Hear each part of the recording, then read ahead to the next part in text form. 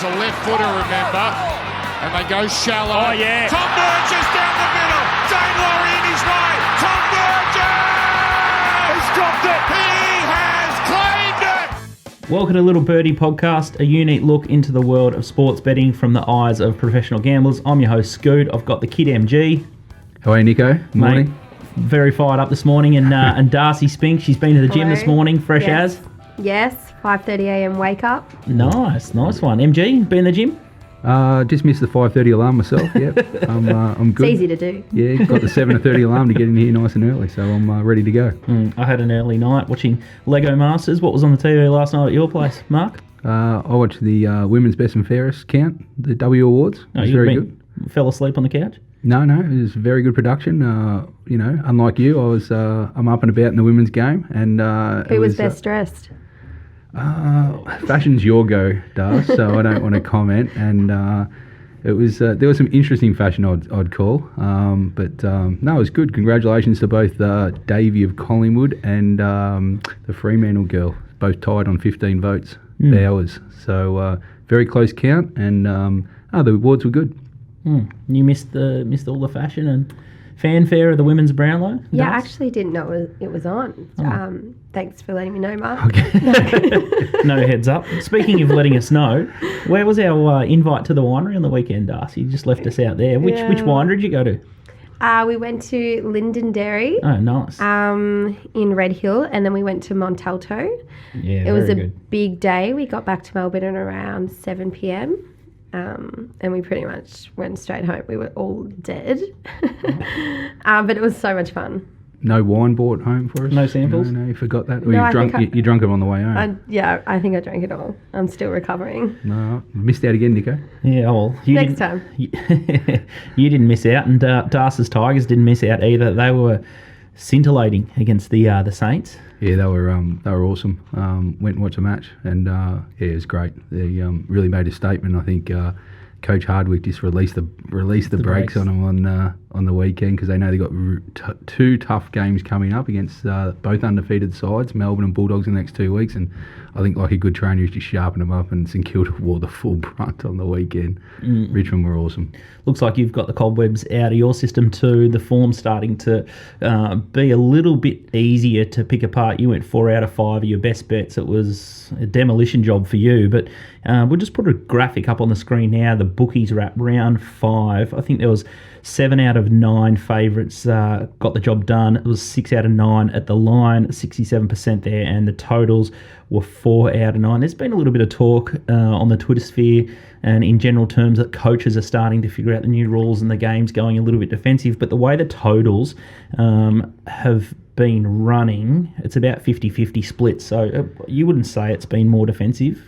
Yeah, another rule change that had a lot of media exposure at the start of the year that hasn't increased the scoring at all. Which one's that? The man on the mark? Yeah. Yep. Well, it was a big saver, wasn't it? It was marketed as it would increase scoring, increase goals, increase the flow, all this kind of stuff. And what are we, 5 weeks in, and the coaches have already figured it out. So the scoring hasn't really changed too much. Actually, there's still a lot of ugly games, which we see week in, week out. So, yeah, I think it's just about average. And once winter sets in with the weather, I don't think it'll change too much.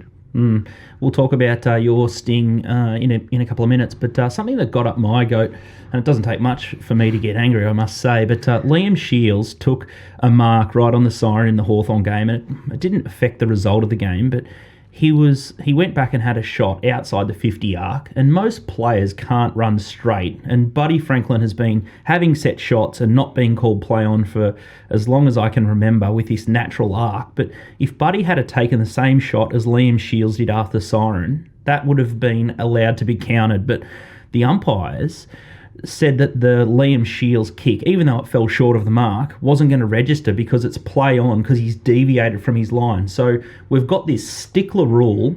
If a player is stationary, taking a mark after the siren, you cannot deviate whatsoever off your line. But then in regular play, you're allowed to go a couple of feet either side, basically run past the bloke on the mark Before it's play on. It is absolutely absurd, and that's point blank of where this rule is completely broken. If this is going to cause massive drama for a kick after the siren, let's say it's going to decide a match, which a lot of these umpiring decisions at the moment are making massive consequential influences in the game. You can look at Geelong's performances with the Brisbane Lions game, the Hawthorn game versus Geelong.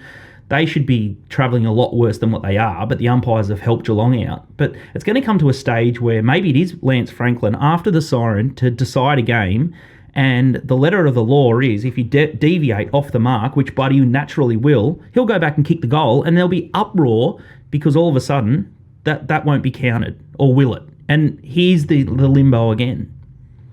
They won't be pulling Buddy up. It'll definitely be counted. I can't imagine Buddy Franklin kicks a goal after the siren or after the quarter finishes and they bring it back because he ran off. Yeah, I don't understand it because you either got to run in a straight line and it's the same rule, or we've got to wait for the umpire to call play on. So, yeah, it's a difficult one. But again, it's the AFL setting up the rules too difficult for the umpires to manage. And also it's game to game. So some umpires would have let that go. And you know, the result would have been what it been. So, yeah, it's I don't know. It's another one for the fans to get irate about, I guess. Well, apart from you going 4 out of 5, what was your highlight of the weekend? Well, I had a few highlights actually. I like the GWS Swans game. Saved your bottle of goose there, Nico. No, it was a good finish. Poor finish by Sydney's defence, but it was an important win for GWS, and we thought that line was a tad big. Well, some of us did in the room. But yeah, class of Kelly got him home again in the end. So although Toby Green kicked 1 goal 7, he would have been hung if Kelly didn't get him over the line, I think.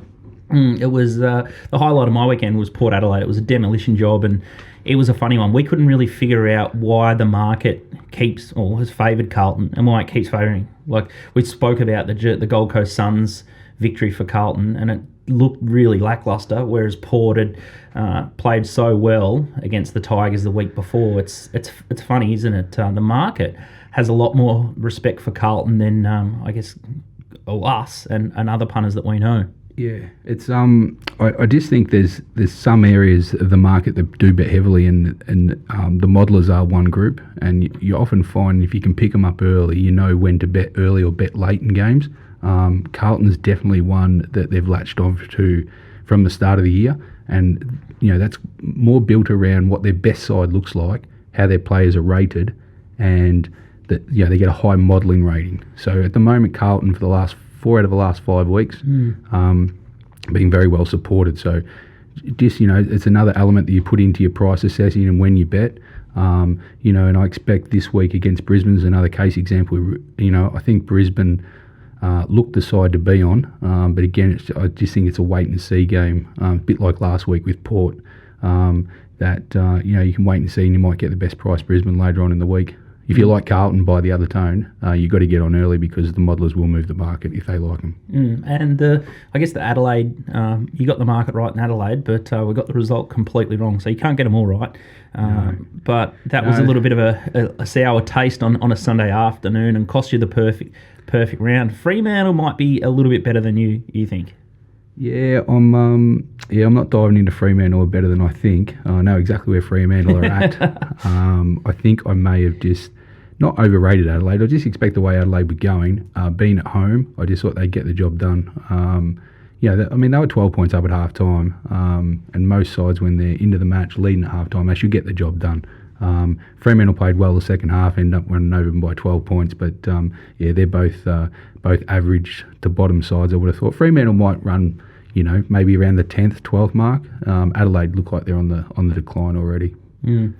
It's going to be a fascinating week of AFL this week coming up. But before we start to go any further with that, let's have a little bit of a chat about the sting and the tail. And the first one I'm going to pop up a little graphic on the screen is the Anzac Day jumper clash. You've basically got a black and sort of greyish Collingwood jumper, and then you've got Essendon all black with the red poppies. It is an absolute nightmare. Where a friend of the show, Lenny Phillips, has summed up beautifully in his tweet there. But How is this so difficult, these clash strips? I saw GWS launched a pretty good clash strip against the Swans last week, and it was all navy, and even Darcy, from a fashion point of view, it looked pretty classy, the Giants strip. And it doesn't make any sense to me that sides just can't go a little bit more outlandish for these promotional games. They'll probably sell thousands of these jumpers anyway from a merchandising perspective as well. Yeah, it's not the look of the jumpers though. It's just the plain and simple of the viewing, both on television and live. There's got to be one dark, one light. I mean, how hard is it? Whoever ticks off on the AFL has had a mare again, and it seems to happen not frequently, but it happens a couple of times every year. So I'm not sure what the process is. I'd love to the AFL just to put up a little video or explain it to themselves. Where one person sits in the office and they get the 9 games, light and dark comes through, and he ticks it off, and he sees 2 darks and he ticks them off. At what point do they go, oh, this might make it hard for the commentators, the viewers, and even the players playing the game, who's on what side? Yeah. So, it's disappointing, and to think that they might not fix it up before the game is worse for mine. The other big issue, and Jared Healy keeps talking about on the couch, and it's probably one of the key takeaways and the only takeaway from that show, but no crowds, no maximum crowds at the moment. I know Darcy's dying to get to more footy, but we're still operating at sort of 75% crowds. Like, when are we going to get back to this normal? How many days in a row have we been COVID free? It's like 50 in a row, or... Fair enough, we've got international flights coming in, but when are we going to start taking risks in our life and letting people go back to doing what they like to do? Is that all around Australia?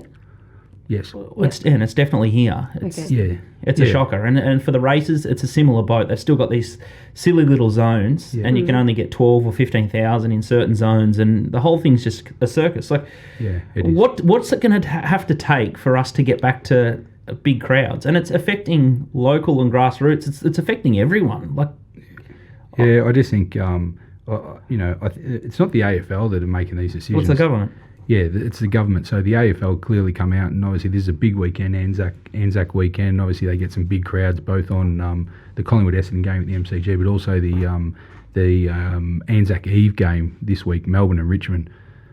Also at the MCG, they'd get probably 80, 90 at least. Could even get a bigger crowd with the standard compared to the Essendon Collingwood game. So the AFL will be dying, and also the clubs to get a full house in. So it is disappointing if the Victorian government doesn't come to the party in the next, 48 hours to allow people to get in, because I think the people really get round this weekend with a couple of good games. Pay their respects for the Anzacs as well. Yeah, it's an issue one, and it's a good segue into the next segment with this. I don't want to touch on it too heavily, but Collingwood is saying that a lack of staff is part of the reason why they've had this mobile phone scandal with Dugowie going and grabbing the phones after they've been injured to contact their family and stuff like that. But it is football clubs have been depleted because of this COVID stuff. When all of a sudden you can't get the gate takings up and you can't fully stock the footy department. So there is a problem in footy land with people going across multiple roles. Like, friends of mine have been cut from jobs from AFL clubs, and when are they going to get a chance to operate at full capacity? Because the clubs do need the money to keep operating. But I don't think it's a good excuse for Collingwood to say that we're understaffed. This protocol is a pretty easy one. You lock the phones up. But I do actually feel sorry for the players. Well, naturally, if you go off injured, the first thing that you mentally think about is, all right, well, I'll let my partner or my family know that I'm okay.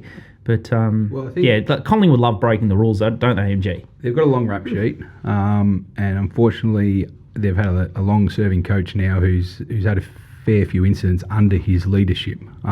So I think for not just for Collingwood, it happens at other clubs as well, but just for this incident with Collingwood, I just think it comes back to a couple of things. It's the standards you set at your club.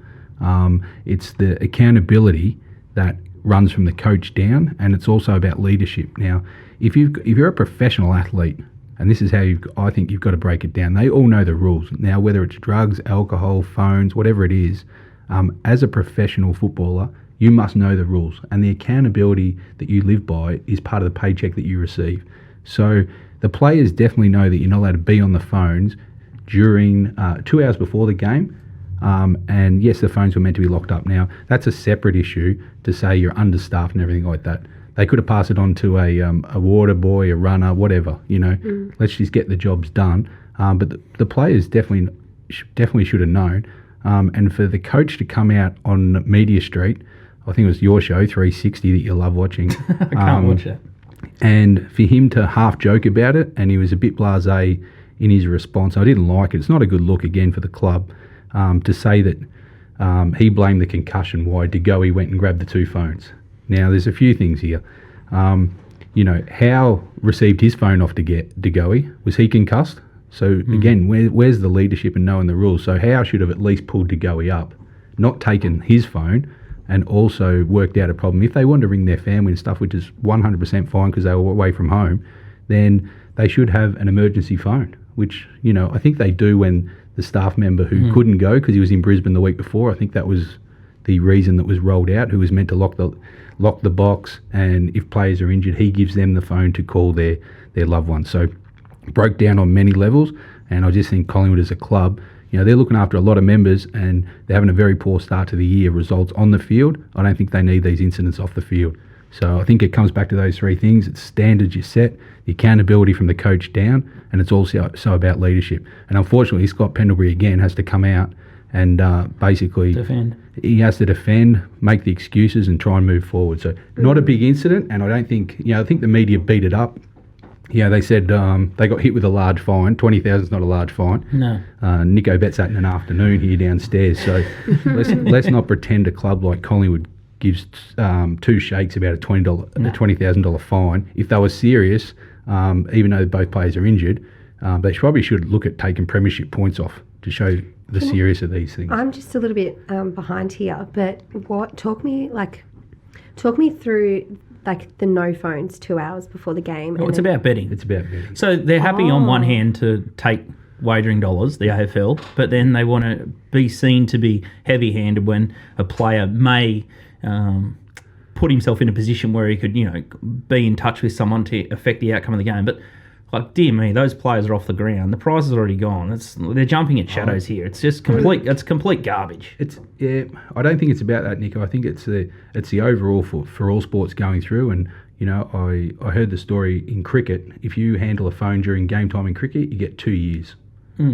So that's a better way to do it. That's how serious it is. So you want to see a cricketer go for his phone during the play.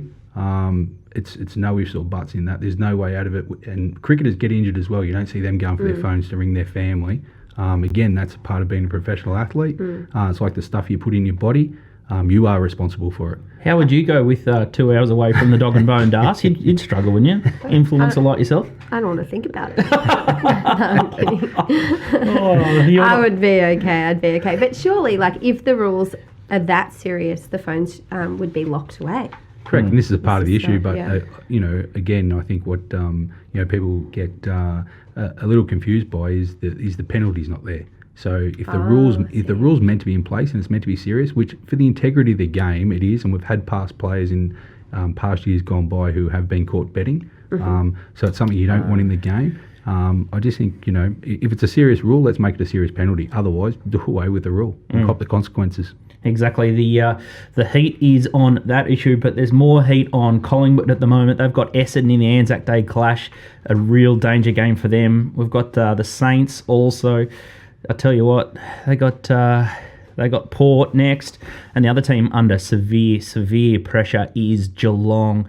They've got West Coast at home, and that is a big danger game. We did a little poll and said who's been the most disappointing team for the season, and the Saints were the obvious there.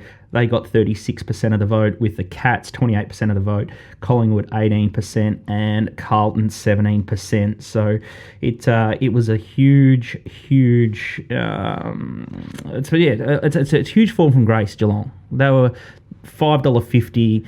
$6 favourites. Everyone sort of fell into them pre-post. We all thought, the new recruits would do the job, but it's clearly the new rules aren't helping. And it's a funny one. It's hard for clubs now to plan with these rule changes. Who knew the game was going to be this fast and this different? And it's a nightmare, isn't it? Yeah, you're pretty happy this week. Geelong have finally got out to a price that you're not going to pot them at. I think the Bulldogs and Geelong have virtually swapped prices from the start of the year a bit. They've got a big game this week. They wouldn't want to lose to home to West Coast, and maybe Dangerfield's a bit iffy about whether he'll play. So that would be a big loss going into the game. Huge. We might take a break, but for the rest of the show, we're going to review round 5. We'll preview round 6. We've got top rope Tedeschi off a horror. He's probably been in the dungeon again. He is in damage control there, but we'll look at the NRL preview as well. We'll talk about the Hall of Fame. Lock of the week. Oh my God, Josh Kelly, you have absolutely destroyed me with that little snap around the corner. Looks like Mark's in the driver's seat there, and top rope, as we've said, has had a horror. But if you're betting this weekend, Darce, topsport.com.au. Family owned and run for 30 years. Bet with a bookmaker you can trust, and please gamble responsibly. Up next, we'll zip through the AFL review. Welcome back to Little Birdie Podcast. I'm your host, Scoot. We've got MG and Darcy with me, and it's time to look at the AFL Round 5, what we learned. We're just going to put some of the results up on the screen now, but it was the Tigers 86-point winners there against the Saints. We've sort of spoken about that game. I didn't think I learnt much about that, but all of a sudden Richmond have found their gear, and it looks like the sleeping giant has been awoken. So it's a massive, massive build-up to this Saturday night's Anzac Day Eve against the D's. It'll be the ultimate litmus test for them this week, that's for sure. West Coast Collingwood, interesting one. They had a couple of injuries during the game, as we've mentioned earlier. I need to make a public apology to Oscar Allen. He has gone to the next level. He was taking hangers left, right and centre. He's kicked 5 goals. MG, you're all over this nice and early, but the big O, Oscar, he's landed, hasn't he?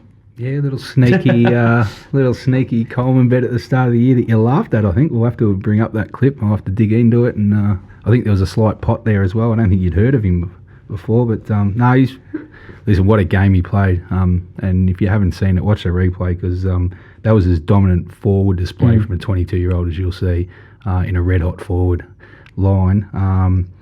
So, yeah, that was very good. And Darling was obviously, I think they kicked 10 goals too between them, Darling and Oscar Allen. So you shouldn't be losing too many games when your big forwards are doing that. So Collingwood unfortunately had some injuries.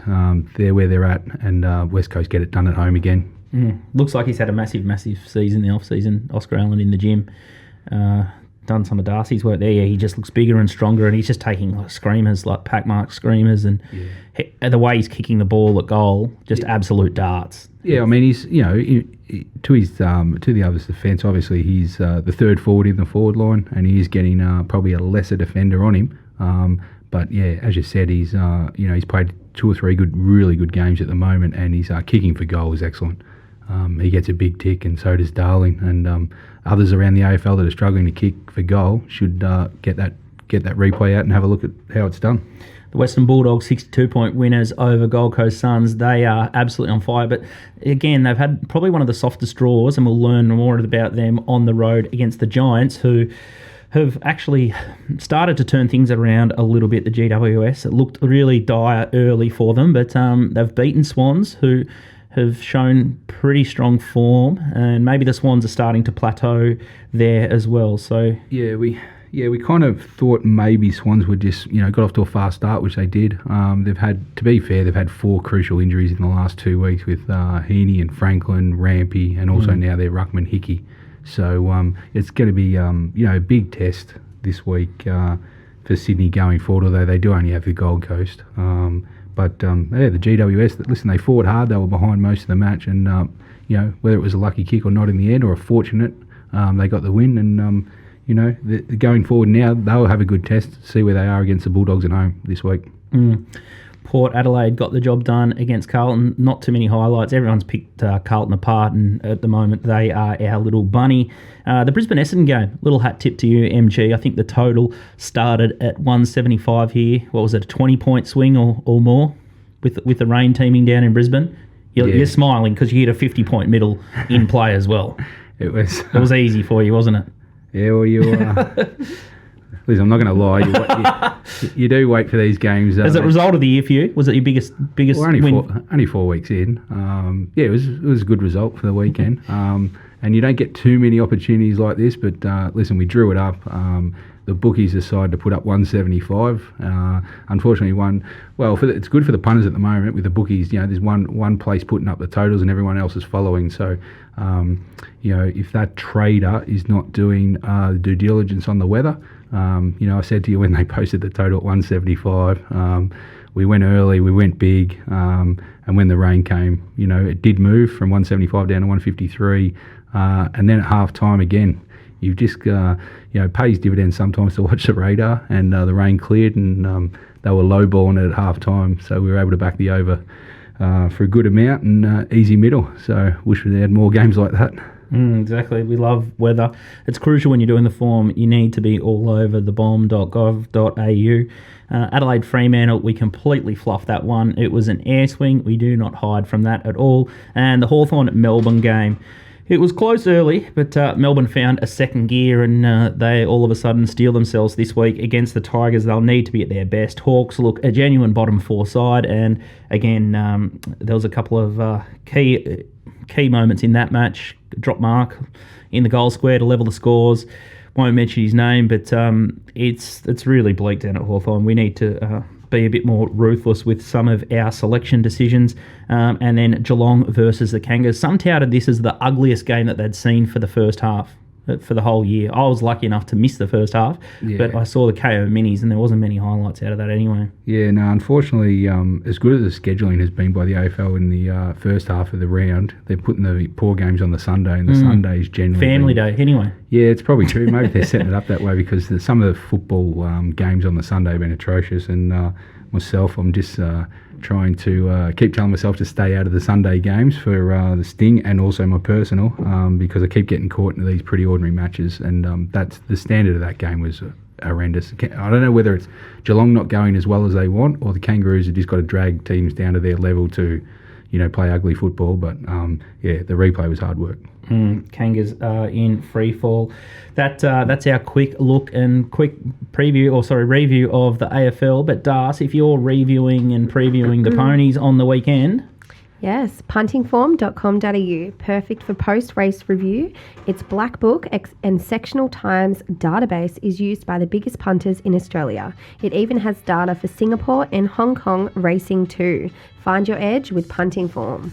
Up next, we're going to look at AFL Round 6, the big blockbusters. Welcome back to Little Birdie Podcast, a unique look into the world of sports betting from the eyes of professional punters. We've got MG here and Darcy Spinks, and we have had a fill-up last week, and we can't wait for AFL Round 6. We did say last week looked an appetising fixture, and I tell you what, this week looks as good. AFL Sting is on fire. I think he's 7 units up for the year, and he's just starting to hum. Let's have a look at the first game. Whoa, I'm a little bit shocked here. I went to say Thursday night football, but no, it's Friday night, and wow, there's a chance of snow here. We've had a look at the radar and the forecast, and I think it drops down to a chilly 1 degree at Manuka over in Canberra. But mark it, please, Darce. Yep, so GWS is $3.20 versus Western Bulldogs at $1.37, and the line is 19.5. Interesting one here. The Dogs go onto the road and then they get out of the dome, importantly. Oh, they had Ballarat as a little bit of a pipe opener to the cold weather, but how do you see this match? Yeah, I think it's. I'm looking forward to this one. It was a bit like the Sydney GWS last week. We were looking to see where both sides were, and now the Giants have responded and won 2. Bulldogs are obviously 5-0 and travelling beautifully. A good little test for the Bulldogs, I think. Do they have one eye on Richmond the week after? Maybe take the Giants a little light. The Giants in Canberra will be happy to want to produce for their supporters at home. Yes, it's going to get cold. Probably won't be 1 degree when they're playing. But I just think I think if I was having a bet in this game, I'd be backing the Giants at the plus 19.5. I think maybe a bit of weather, maybe a bit cold, might be a low scoring slug affair. I think it might be another close contest maybe. So if you're betting, I'd be maybe looking at the Giants plus 19.5 or even the 139. Interesting total there, 157.5, and it's just been nibbled at Top Sport into 180 the under. Yeah, I think could be snowing. It could be. I think it's a wait and see on the total. I think the total is in the low range at the moment. And, I think it's a wait and see at this stage. I wouldn't be jumping into it right now. It just reminds me that we've got Little Birdie beanies about to drop. We've got a little bit of a prototype there, so just in time for the Bull, which you're going, I'm not going, I'm going to stay here. But Little Birdie beanies will be in the shop, available soon, just in time for winter. Definitely required if you're going to the game on Friday night, not Thursday, at Monaco Oval. Now, Saturday Arvo at the Cattery, we've got Geelong versus West Coast. Odds courtesy topsport.com. Market, please. Yep, Geelong is $1.55 and West Coast $2.50, and the line is 8.5. Well, now 9.5. Doesn't get any easier for the Cats. I've been pretty vocal the last couple of weeks, saying how lucky that Geelong have been. The decision going the other way with the Brisbane Lions match, and then all of a sudden Hawthorn, we were a little bit stiff late in the game there also. Maybe their only win comes at the hands of the Kangas, which took them half the game to get past. I think this is the first time that Geelong are under serious pressure on their home dunghill for quite some time. Mark? Yeah, it's going to be an interesting match. There's a lot of moving parts in this match at the moment, so just going to hold off for now. There are reports Dangerfield's struggling a bit with his ankle. Expect Jeremy Cameron to come back in. And West Coast have got some sore boys as well. I know Kennedy might be struggling to get up as well, and with his age on the road, Why risk him? Yeah, they may or may not. So just because there's some key in and outs in this game, I'm just going to keep the powder dry for now. I'm a bit surprised that the market kind of moved a bit aggressively for Geelong early. They kind of opened 6, did get to 10 last night, and then with just the news of Dangerfield slipped back a little. Both teams 3 and 2. It's a big game for teams wanting to be in the top 4. Geelong don't like to drop games at home, and West Coast aren't great on the road. So it'll be a big test for West Coast, but as you said, the Cats aren't going great. So this should be a cracking game. Just got the concrete boots on. They're just too slow at the moment for mine, Geelong, so they may need a miracle to get past West Coast. The next match that we're going to talk about is Carlton versus Brisbane on Saturday afternoon. Odds courtesy topsport.com.au. Darcy. Carlton $2.25 versus Brisbane $1.67, and the line is 7.5, now 8.5. Interesting. I think Brisbane have had a rough end of the stick in terms of the draw early on. They've been on the road a couple of times, a couple of really tough fixtures. They're going a little bit better than most people expect. I think you tipped them up to make the top 8 the week before, $1.83. They got the job done against Essendon now, $1.55 to make the top 8. Thoughts here, MG? Carlton, our bunny. Yeah, I'm going to, no great surprise here. I'm surprised that, I'm not surprised because, I think I've got a good handle on how the modelers are seeing Carlton so far this year. As we stated a bit previously in the show, they've been back 4 of the last 5 times now, so I don't see any reason why the market will jump off them. So again, it's a bit of a wait-and-see game for me.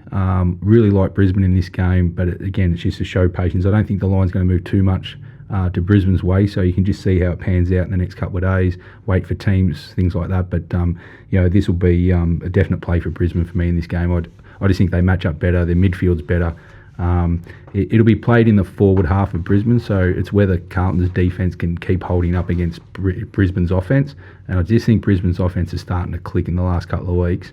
I just don't think Carlton are that good. So I'll be keen to back Brisbane, but I'm just going to show some patience on the market. I'll be all over the lines in this one. I can't believe they've gone up the price. I think the handicap's about 10 points the wrong way there. So I'll be diving head first into the Brisbane Lions, even though they're away. That's for sure. Now Saturday night, Anzac Eve is an absolute cracking match here. We've got Melbourne versus Darcy side, the Tigers. Market, please. I'll be watching that one. So we've got Melbourne $2.18 and Richmond $1.71. You're laughing. And the line is 6.5, now 5.5. I think Mark's got a spare ticket, so you guys might go along. Oh, Get the thermos and rug up. Yeah. In the little birdie beanies. Freezing. Darcy can bring her wine bottles that she collected from the weekend. That'd be good. I'll need to buy some more. I think it's one of the only highlights out of winter. I spoke to Dad on the phone last night. He goes, "How do you like this Melbourne weather?" I said it's red season. I think that's the only upside. Well, I guess the footy's on, but nice this red wine. Yeah, we are looking for a wine sponsor. Little Birdie does not have.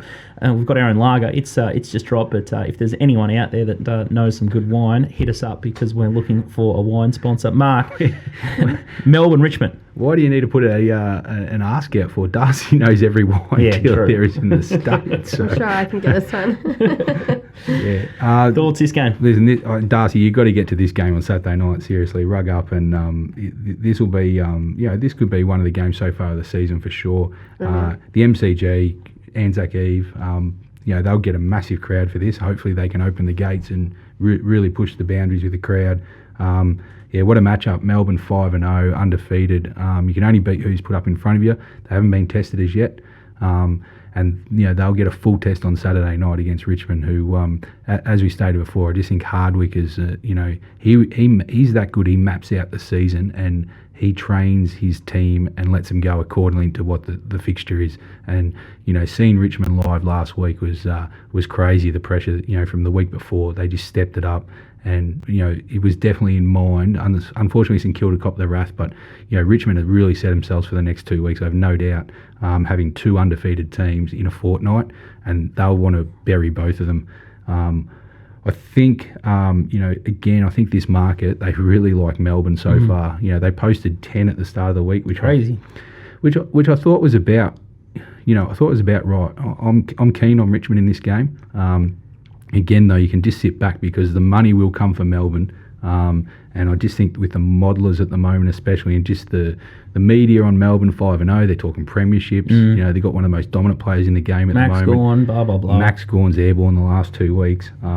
But this game may get down to maybe 2 or 3. And, if you go back through the history of seeing Richmond at the MCG in the last 4 years, that's an amazing price to bet. So I'm going to be real keen on Richmond. But, again, it's just wait and see for the market. You can wait for the teams to come out.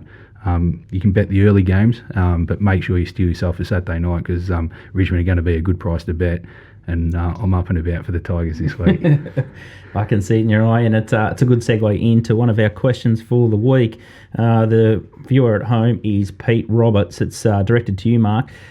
How much weight do you place on past matchups between two teams when betting? Feel like going back further than 12 months is irrelevant given how much teams and game plans change. Seen too many analysts, in inverted commas, look back 3+ years for stats on covering the line!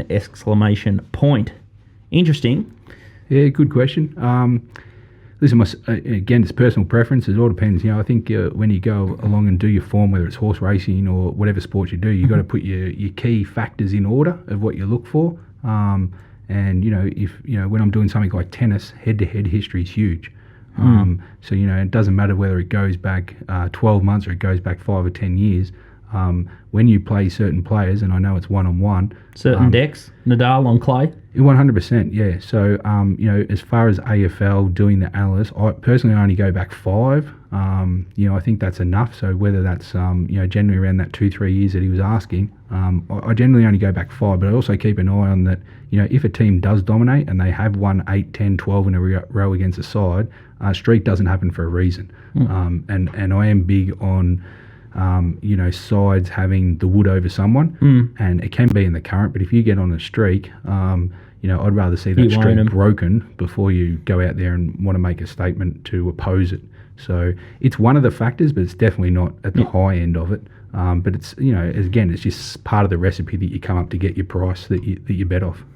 Exactly. Sides can dramatically can change dramatically, and so do the rules. So I think you just need to be fluid. And I think a great example of that is, I guess, for the total the other night, you smash the closer. But every pro punter I know, it doesn't matter whether it's AFL, NRL, horse racing, they adjust. In horse racing, the track conditions change from race 1 to race 9, and the best and the most profitable judges keep on evolving and adapting. So to tie yourself to any stat or any metric is folly, in my opinion, and I think you just need to be fluid and prepared to be wrong or change your opinion and move to what you see and get the latest possible information. And that's why I think most punters hang out at Twitter.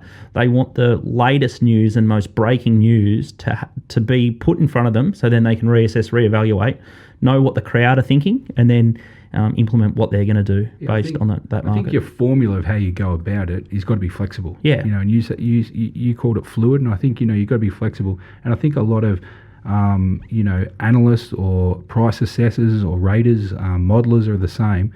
they spend a lot of time reviewing what's going on, and a lot of the best punters always make themselves accountable. They know where they win, where they lose, whether it's head-to-head betting, line, totals, whatever they do. For horse races, it's very much tracks orientated, jockeys or trainers that they follow. So with the football, it's you've definitely got to be flexible and also review each week that goes on, review your year, but definitely play in the now for sure. Couldn't agree more. He's on fire, AFL Sting, and if you want to follow his action and get his full set, Das, check out MG's tips and analysis for round 6 AFL in the Little Birdie shop. Get week 6 for $17 or week 6 to 12 for $99 or the whole season for $333. Located on www.littlebirdie.pod.com. Fantastic stuff. Make sure you check Mark's analysis out. It's pages and pages. He puts a lot of time into it, and it probably is the difference between winning and losing. I know how much it's helping me this season. Now, let's have a look at buy, hold, and sell, another area that Mark's been absolutely on fire. Western Bulldogs are his pin-up team. They are travelling absolutely beautiful. He's read that like a book. I think his only blemish is Adelaide for the wooden spoon. I keep reminding him. He keeps laughing, but it's a nice little sore point. We have to keep him in check. Definitely can't let his ego get out of control. Now, Premiership market, Das, your Tigers again. Richmond Tigers, $4.40. Western Bulldogs, $5.50. Port Adelaide Power, $6. Geelong Cats, $9. West Coast Eagles, $9. Melbourne Demons, $10. Brisbane Lions, $13. And Sydney Swans at $16. Thoughts there, MG? Not much fat in that market to my eye. I think Geelong are missing a 0. They should be close to 100 to 1 off recent form, but watch them improve with some key ins. But they just look too slow. Yeah, you've been a big layer of Geelong, and it's certainly they're getting out in the market, and I'm not sure about Geelong. I've just kind of left them out. I haven't spoken too much about them this year. They're not one of my sides that I kind of focus around. I just think with the home ground advantage, the team that they've got, they'll definitely be in the finals. I can't see them missing the finals. I just find them a bit difficult to assess at the moment because I'm not sure whether it's the change of the rules, the game style, or they just got a few key players out. But this week, last week I think I said that I would be buying West Coast, and I know they're going to the category this week, but I look in a month ahead when I'm putting these out, and I just think West Coast. If you look at their draw beyond Geelong, their next 6 weeks, I'd be surprised if they don't win all 6 or maybe drop 1. So if they get over Geelong this week, they could really go on a roll and win 6 or 7 out of their next 6 or 7 games. The $9, I think they will definitely shorten when we come back and look at it in 6 weeks' time. If you're on the ones we've mentioned so far, Richmond, Brisbane, Bulldogs, I'd be holding. I think they're tracking in the right direction. Melbourne on 1 to lay for the layers out there. Week to week. I think Melbourne at $10, Sydney at $16 would be the ones I'm looking at. And you can cash your chips on the Collingwood and Kilda that we've laid in the first couple of weeks. They're done. Couldn't agree more. We touched upon the final 8 betting, $1.83 Brisbane last week. They're now into $1.55. Your notes there, you're still buying. But the market that everyone's starting to slowly talk about it, and let's pray that it's an equal count for once and there's not a tearaway leader in this one, but that's the Brownlow medal. Who's the favourite there? Dusty. So Dustin Martin, $4.10. Marcus Bontempelli, $7. Christian Petrarca, $8.75. Travis Spoke, $11. Lockie Neal at $14. Tom Mitchell at $15. Jackson McRae at $16. Jack Steele at $17. Nat Fife, $18. Patrick Cripps, $18. And Clayton Oliver at $20 and Max Gorn at $20. Wow, 3 Demons players within that the top 15 players there. MG, crazy. Yeah, I like 2 of them. But I just think on the hold factor, we've mentioned a few weeks, and you can only buy and sell what's in front of you week to week. So it's more the approach on people coming in fresh. If they're seeing a podcast for the first time and they want to get involved in the futures, this is this segment that we take week by week.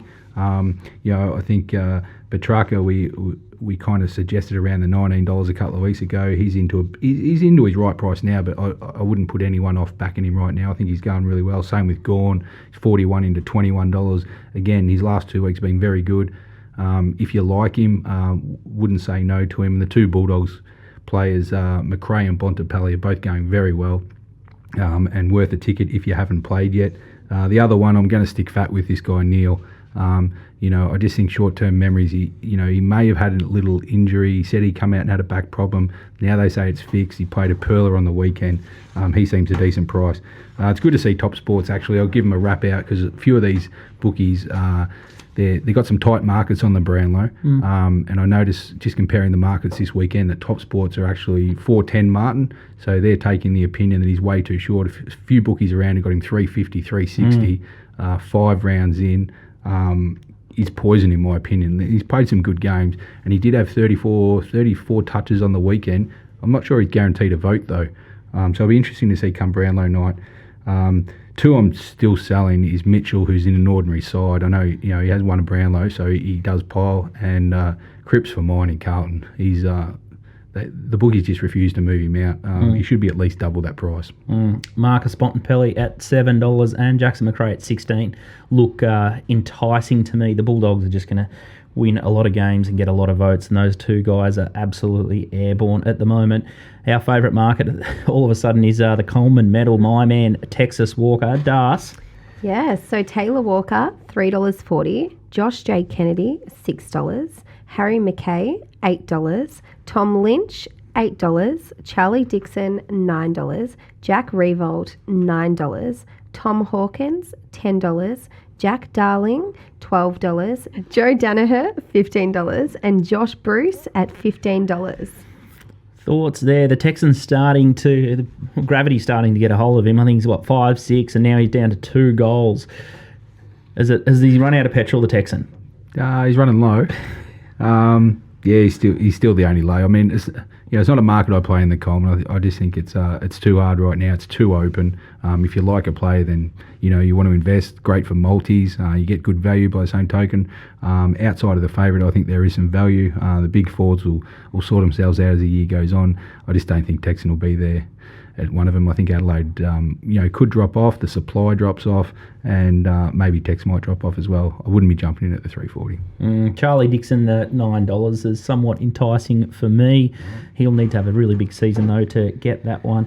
If you're doing the form this week or want to create a model, Darth. Puntingform.com.au, Australia's best online sectional times database. Buy their raw data to build your own model. Contact Punting Form to find out more.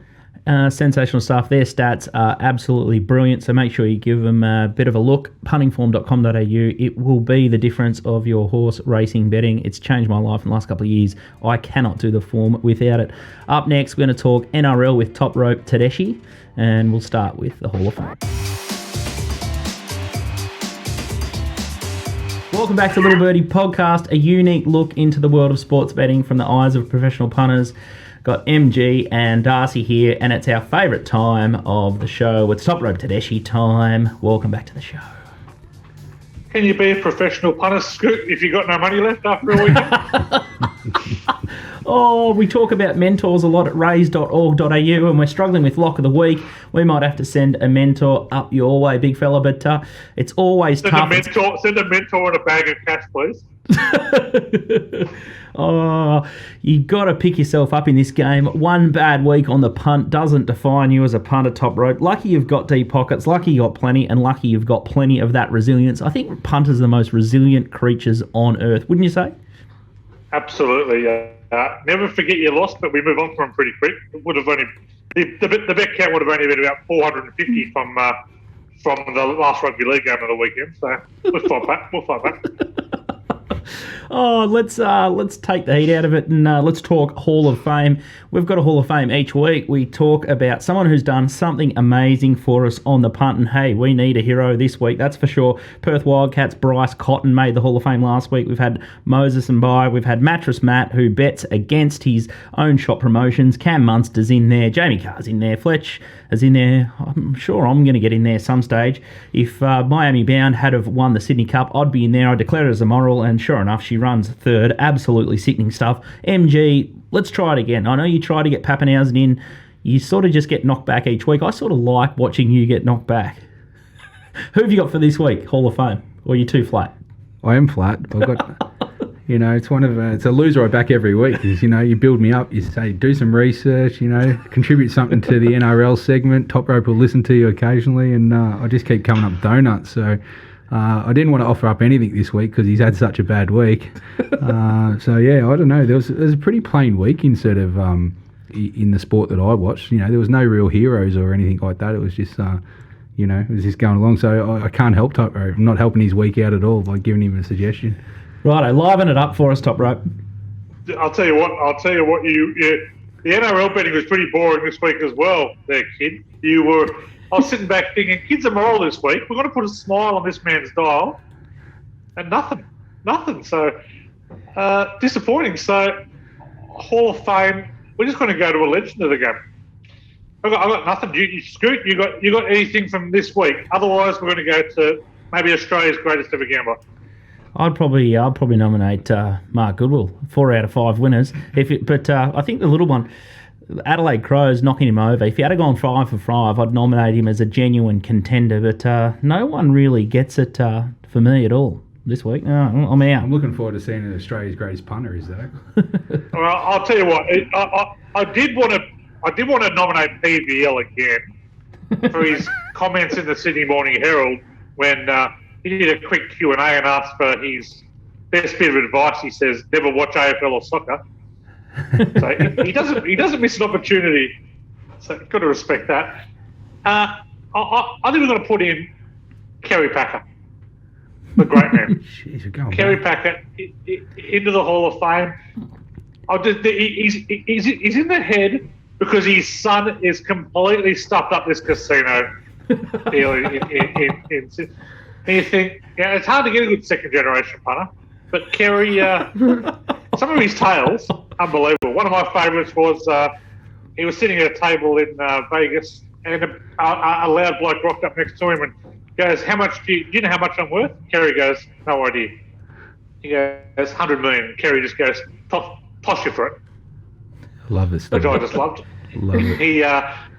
He lost $2 million on the 1987 Sydney Cup when he loaded up on a horse called Myo Card, only to lose by a nose to Kerry's own horse, Major Drive. That was a little stiff.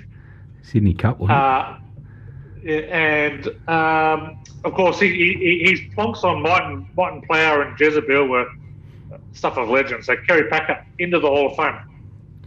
On a rough week and a week that Top Rope's done his Khyber, seems to be a great addition, Kerry Packer. Now let's look at the NRL futures before we start diving into the big matches. It's been a massive week of NRL. It's been an absolute corker, but it's been quite some time since we've looked at the premiership market. Darcy, can you run us through the top of the market there? We have Penrith Panthers at $3.50, Melbourne Storm $4.60, South Sydney Rabbitohs at $4.60, Parramatta Eels $9, Sydney Roosters $9.50, Canberra Raiders $11, Gold Coast Titans at $26, St George Dragons at $31, and Newcastle Knights at $41. Top Rope, you're all over South Sydney Rabbits early. I think it was $13 you tipped them up, and Melbourne Storm $4.60 is the other way that you'd like to play there. I think they were about $6 or $8. They were over the odds at the start of the year. They're the teams you like. You've been against Penrith. Is there any fat in the market at the moment? I think there is. I think the Storm are still well over the odds. I'm a little surprised they're not favourites for the premiership, to be honest. They're starting to get their full team. They've had a really hard draw to start the year. Yeah, Craig Bellamy knows when you win a premiership, and it's not in April. So I still think there's plenty of fat there. I think if there's one team outside you could get on board with, I think the Roosters are an okay bet at the 9.50. Look, they're well coached. They're missing a half, which is the key thing. But it wouldn't surprise me if they went and recruited Gareth Widdop or another big name from overseas. And they've got young Sam Walker coming through, so he'll take a little bit of time. Sam Verrills is back this week. He's the best hooker. I think there's a bit of fat on the chooks there. Interesting angle off an absolute belting from the Storm. It seems like it's year of the fullback at the moment. We've had Turbo come back, Tedesco, Pappenhausen. I tell you what, the New South Wales Origin team, head scratcher there. What do they do? Well, what they've done the last few years is they've had Trebojevic and Clint Gutherson playing in the centres and Tedesco at fullback. I think this year you'll see Tedesco at fullback. You'll see probably Trebojevic in the centres. I don't think you'll see Gutherson. You'll probably see Pappenhausen on the bench, number 14, bench utility. Mark, you okay? You look like your heart stopped there. Pappenhausen on the pine. Origin. That's not true. Come on, Top. Never go against the Tedesco/Tedeschi. When we were discussing this earlier, I said to Nico, surely Pappenhausen starts at fullback and Tedesco goes to the wing, but you say Tedesco holds a fullback? Oh yeah, he's the captain of the side. Yeah. He's not going anywhere. Right. He's a $1 to start. Poor Pappenhausen. I can't believe that. I think anyone that starts him on the bench is folly. But I don't know about you, Top Rope, but there's a show down here called AFL 360. We don't watch it. It's unwatchable stuff. But the NRL 360 is borderline as well. But a cracking line that I heard from Brandon Smith was that the NRL 360 should be called 120 and Paul Kent sacked. I absolutely lost it. He is a funny, funny man, Brandon Smith. He was on fire on the Matty John show the other night. Thoughts there? He's great. He also said James Hooper should be sacked, and I'm fully on board that. In terms of Paul Kent, I don't mind Kenty for one reason. If you've seen it, Good Times with Paul Kent, using the old Good Times theme music, is the best segment on television of a week. So I like 360 because I hate myself, and I feel sorry for the great Ben Eichen, who's going to deal with these bunch of bonkers around him. But it makes for decent television. Fantastic stuff. We're gonna keep steaming in. Bugger it. We'll just keep going into the round 7 action. I tell you what, talking about PVL, hasn't Gil McLaughlin given PVL the biggest free kick of all time? Thursday night footy. There's none in AFL world. It's only NRL. Top right. Has he stopped it? What's he stopped it for? Well, he loves to give the NRL one up. They've made a meal of it down here. I can't believe it. It's the highlight of Mark's week. I think he's not missed an AFL winner on Thursday night footy. So flat as attack there, but all of a sudden you've got a game like Geelong West Coast that should be on the Friday night. You push the Western Bulldogs and GWS Giants to Thursday night, and all of a sudden the Geelong West Coast game has to contend with Racing, who's been the big grower in COVID times. Free kick PVL, Thursday night AFL gone. I'll be honest, PVL doesn't need the opportunity. That's a dangerous move by Gil. Very concerning. Let's look at the odds of Thursday night football at Penrith Stadium. We've got the Panthers versus Knights. Odds, Dars? Yep, so we have Penrith Panthers at $1.12, Newcastle Knights at $6.25, and the line is 16.5, and the total is 40.5. Absolutely humming the Penrith Panthers. Pong is back for the Knights, starting to look absolutely shit hot. Top rope, thoughts here? Yeah, give you the Penny Panthers. I was on the big minus last week, and they disappointed us. Never really a runner there. But the narrative's a little clearer this week. They're back at home. They were away last week. Brisbane were up because of Milford being dropped. Penrith were a bit flat because they were getting slammed in the media, a bit distracted. This is Penrith back to normal. They've covered 15 of 21 at home off a win. I think this will be an absolute touch-up. I can see Penrith really letting the shoulders down here and scoring plenty. I can see this. I love that. Wounded off a couple of big minuses, and the first punch that Nick Tedeschi throws is back into the minus. He is not scared whatsoever. Doesn't take a backward step. I absolutely love that. Let's talk about the Friday night game, Gold Coast Titans versus South Sydney Rabbitohs. You heard the final seconds of the Rabbitohs game last week in our opener. Tommy Burgess, wasn't that absolute carnage scenes, Top Rope? He's put the try down, and they've run the other field down the end of the field, West Tigers, to score a try. It's been awarded, gone up on the scoreboard. Reverso, magically, Tom Burgess put the Sharon down or the Steeden down, and it's lights out. Yeah, I've never seen a finish like that. So, pretty wild stuff. But that's the greatest game of all for you. Another tip of the cap to PVL on that one. Darcy, Gold Coast Titans, South Sydney odds, please, at Seabus Stadium Friday night. Yep, so Gold Coast Titans at $2.80 and South Sydney Rabbitohs at $1.44, and the line is 6.5 and the total's 42. Oh, looks absolutely fat odds, the Bunnies here. Top Rope. Yeah, hard game to assess. A couple of big suspensions, big turnovers out for the Gold Coast, but Latrell suspended 4 weeks for the Bunnies. Josh Mansour out for a couple of weeks too. So leaning towards the Bunnies here without a lot of confidence here. They cover off a win with 60%. Titans have been really good at home. Titans have bounced back behind the Holbrook, but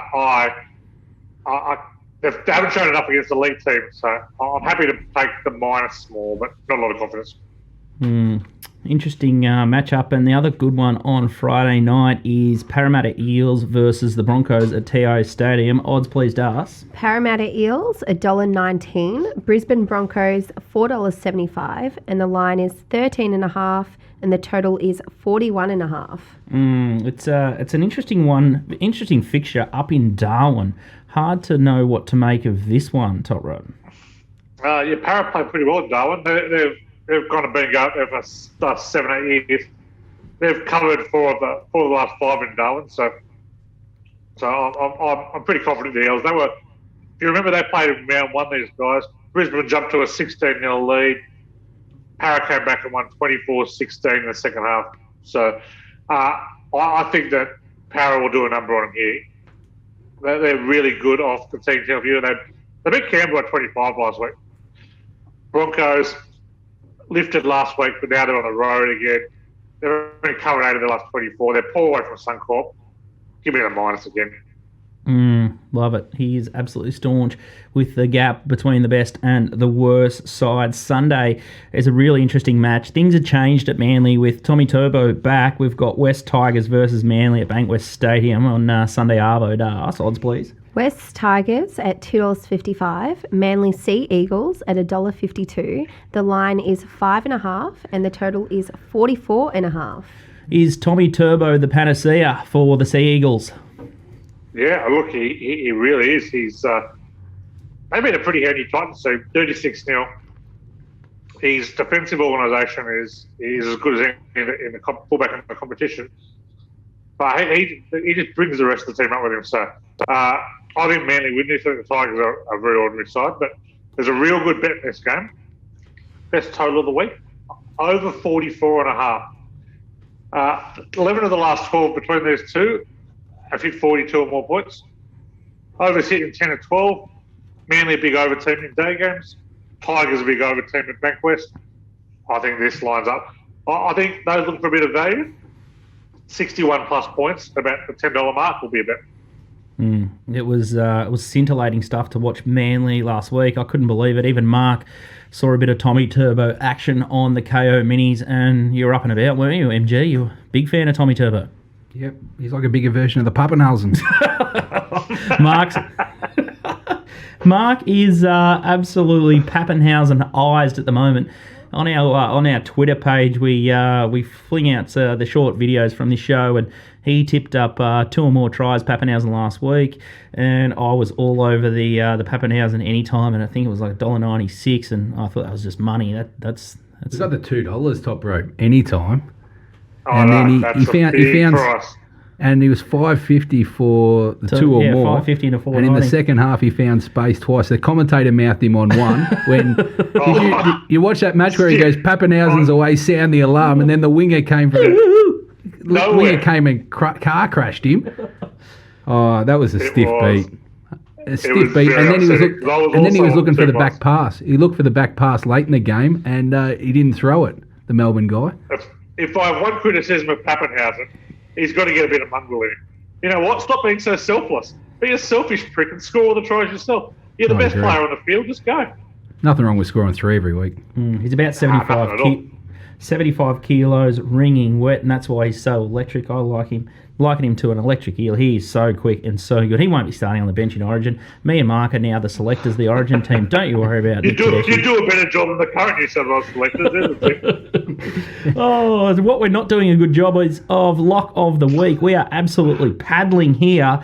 No thanks to Josh Kelly. I missed a 5-leg all-up thanks to a Josh Kelly late little snap, and it was a $3.20 all up there, so I'm absolutely howling about that one. But Top Rope was absolute carnage. He put a couple of big lines into each other, and MG, you're the only one to trouble the scorers there.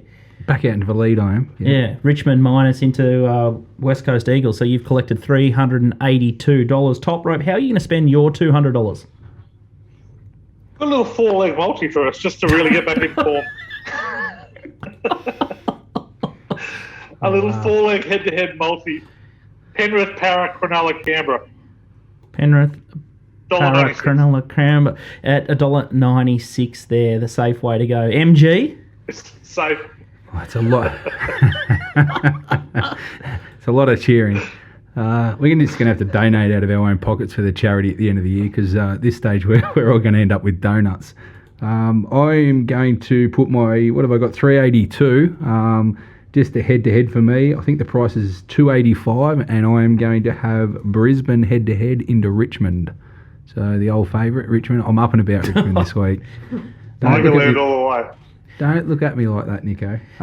Brisbane, Richmond head-to-head. $2.85 is the price, and we'll have the 382 on it. So next week I'll be 1,000 in front. Okay. What we're trying to do here is with Lock of the Week, we're trying to get to the magical $5,000 mark to donate to charity raise.org.au. They provide mentors for teen youths, and Top Rope needs a mentor at the moment, but to help get kids back on the right track, mentors are super important. We all sort of believe in that. So yeah, the $5,000 mark seems a long way off. I'm going to try a little bit the way we're tracking Scoot, our 4-year-old now is going to be in line for this mentor because we are a long way away. Oh, God, we couldn't even pay for the water for the mentoring session at the moment, but we will get there. We'll make sure that raise.org.au is part of our next stream, so we'll definitely get there for charity. We've done a good job so far in that one, but I'm going to try another little cross-code multi and hope I don't get bloused on the siren. I'm going to go Melbourne Storm, the Pappenhausen, into the Western Bulldogs, $1.37, into Brisbane Lions, $1.67, into the Bombers. I think the Bombers are a lock this week against Collingwood, so I'm going to flare that right up. A 4-leg multi, the Storm into 3 AFL teams there, $5.43, and I'll be right with you on the $1,000 mark for my 200 for charity. Fantastic stuff, Top Rope, Tedeschi. Good luck on the weekend. You'll pick yourself up. You'll bounce back like all good punters do. Look to PBL for inspiration. Oh, it's been a fantastic show this week. MG, any final thoughts? No, looking forward to it. I think I'll go to a couple of games. Mad fan. I'll go watch Darcy's team on the Saturday night, Richmond, Melbourne, and Nice. I'll be at the Essendon Collingwood Anzac Day on Sunday. So that'll be good. Darcy, you going That'd to be partner fun. Mark to the footy? Richmond? Richmond D's on Saturday night? Let's just see what I'm doing. Better offer. It's past her bedtime. No, I was actually thinking it would be fun to go to the football on a Saturday night, so we'll see. We'll see. We'll see. I do have a birthday on Saturday, so we'll see whether I make it. But I'll try and watch it regardless. Yeah. Well, that's good. Good stuff. I'll be definitely going along to the Collingwood Essendon game, and let's hope they start to raise the crowd limits for everyone's sake. It is absolute carnage. COVID's over and done with at the moment. So let everyone back to support grassroots footy all the way up to the Anzacs and let more people go to the march. It is absolutely crazy that there's no COVID here and no one's allowed to do anything. Been a fantastic show. See you next week. Make sure you follow us on Apple Podcasts, Spotify. We're on the YouTube channel. Little Birdie TV is where you're going to find us. And with Little Birdie Lager is starting to get around the traps as well. So we'll start to dish out some free samples and tell us what you like or don't like about our mid-strength lager. But have a great weekend, Darce. We'll see you next week. Yes, see you guys. MG, little sign-off. See you, mate. Good luck with the punt. See you guys.